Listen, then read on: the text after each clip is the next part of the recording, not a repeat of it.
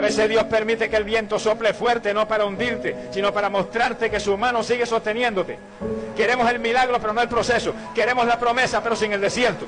Sin embargo, las grandes victorias nacen en medio del dolor. Mientras más cerca estás de tu propósito, más dura será la prueba, porque el enemigo no ataca lo que no tiene valor. La tormenta no significa que Dios te abandonó, significa que algo grande está por nacer.